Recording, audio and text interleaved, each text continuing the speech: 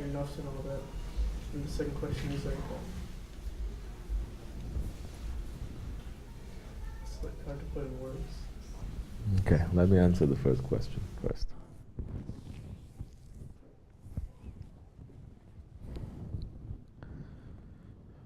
You have Islam. Within Islam, inside of Islam, what makes life that is inside of Islam? It is tariqat. It is a life that is inside of the do's and the don'ts and everything that you are doing. This is way. Shariat is a way, and tariqat is also a way. But this is knowing why you're doing it. Not only knowing why, getting the answer and experiencing the answer. For the one who is, don't do that.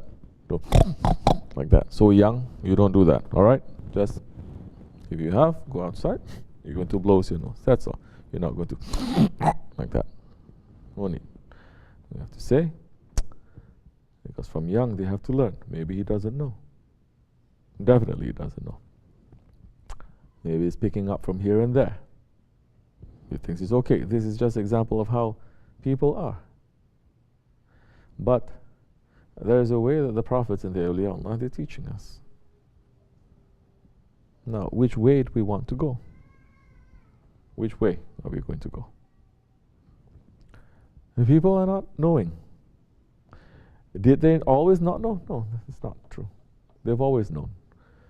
Because especially with the Ottomans, Sufism and Tariqat, they've always ruled. People are not doing something. They are knowing why they're doing. They're finding out. They want to know what it means. And they want to experience that. They're not satisfied with just doing. They want to know why. And they want to experience that. They don't just say Allahu Akbar and this is how you pray. They want to know why. They want to know why. What is the meaning when you're taking your hand up? That in today's world, so many Hujjas, they don't know. They say, oh, don't need to ask. What happened? We became like Christianity? Everything is dogma? No. There are scholars and there are saints, which in the past, every scholar has to be a saint. Akhir Zaman, let's not enter into that. How are you going to explain now to them? Now, if I tell them this is the some of the meanings, spiritual meanings of prayer, which other Muslims are going to accept? Immediately their ego goes up. Where is this in the Quran? Where is this in there? They're going to say that. What do you know? I'm speaking from the authority of the sheikhs, from my sheikh, and from his sheikh, and from that, and they're speaking from the authority of the Prophet, and from Allah subhanahu wa ta'ala. What are you speaking from? You're speaking from the Quran? Whose authority? Your own authority. Who says Islam is speaking from your own authority? Since when? So if I say, for example, when you say Allahu Akbar, you are throwing the world out. When you say Allahu Akbar, you throw. You finished. You finish with the desires and you're throwing it out, and then you're recognizing Allahu Akbar, Allah. And you put your head down from the heaviness of that statement, knowing that Allah is greatest.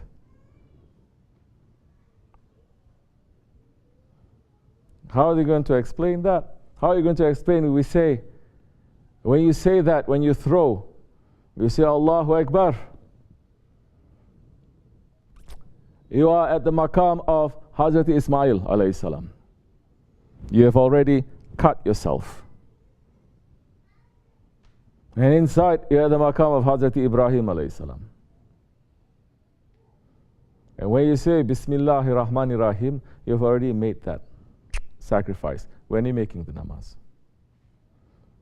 Who in Tariqat is going to accept? Who in Tariqat is going to accept, or in Islam, people, Muslims who are coming, to say, when you finish reciting, you're understanding then that you are worse than the ones that you just say, اهدنا الصراط المستقيم صراط الذين أنعمت عليهم غير المغضوب عليهم ولا الضالين, because you understand that you are worse than those ones. Because you have guidance, but you forfeit your guidance. You're asking Allah not to be those ones who are led astray or pulling the anger of Allah. But you're understanding when you're saying that, how many times a day you've done that. That with that shame, you bow down. With that shame. And Allah is asking, you bow down. And Allah is saying again, asking again. You're saying, Alhamdulillahi Rabbil Alameen. How are you giving thanks? Until you get up again. You cannot take it, you bow down again. And this time you make sajda. We can go on with this. But how much are we going? This is something that Hazrat Rumi said.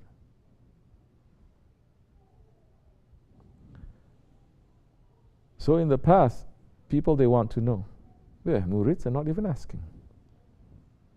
How are we going to?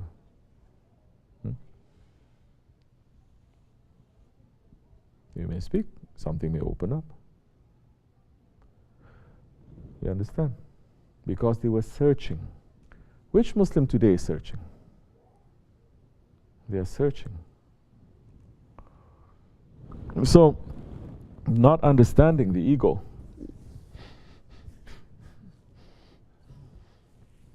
They don't teach them anymore. They don't. In the past, they were teaching them all the time. People are talking about adab, what we talked about earlier. Adab. It is not ilm. You understand? Today, they're concentrating on ilm. Ilm is what? Knowledge. In the past, they're concentrating on manners, adab. Knowledge you can pick up here and there. You will. Adab, you cannot pick up here and there. And adab, you cannot just learn whenever you want. And adab, after a certain time, you cannot teach it too much. Person is not going to understand it. There was a student of Hazrat Imam Malik. He spent 20 years with Imam Malik. As the Imam of a Mazhab.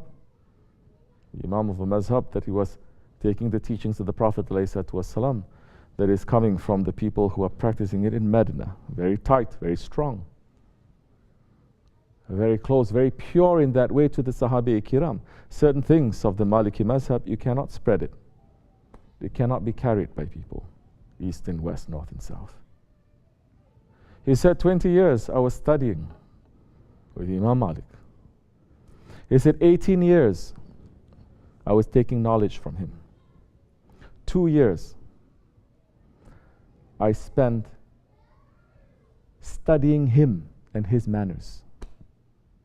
He says, by Allah, I wish I'd spent 18 years studying his manners and 2 years taking knowledge from him. Which scholar today? Scholar is speaking about that and teaching that. And so Allah saying, people, they run, we walk. People are walking, we run. So, today's Muslims, majority, they don't know. You cut off from the Khilafat, you cut off from Tariqat.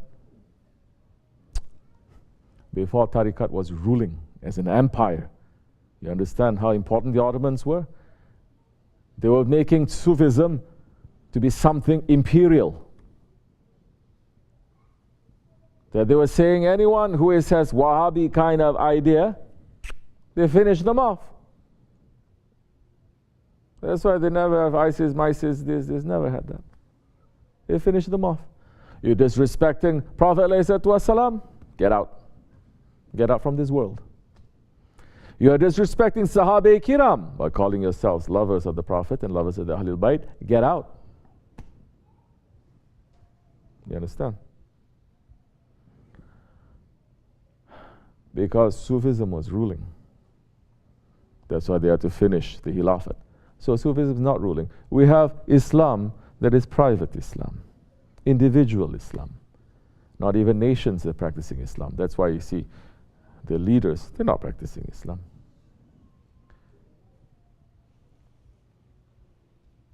We pull ourselves back on top of a mountain because we don't want this world. We don't want to be with people of power. We want to be left alone. We call people now and again maybe to those that they're looking, they're searching. You say you're searching, you can come. You're not searching, doesn't matter, world is wide. It's not my business. So there is no importance to manners anymore. The importance it is to knowledge. Shaitan had knowledge, but he did not have manners. Shaitan had all the knowledge. He had knowledge. He was not an angel even. He had knowledge, but he lost his manners with his Lord. And Allah subhanahu wa ta'ala said, get away from my divine presence. You're going to be in punishment forever.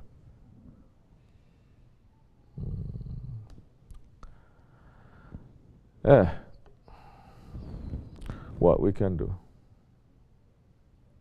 We be busy with ourselves. Those who are searching, come. If you want to learn manners, come. If you don't want to, we have only a very short period left until Sahibul Zaman declare himself. May Allah make us to stay on the Siratul Mustaqim, inshallah. Wa min Allahu tawfiq al-Fatiha.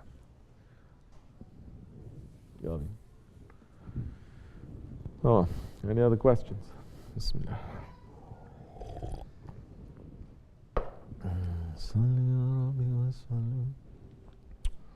Yes?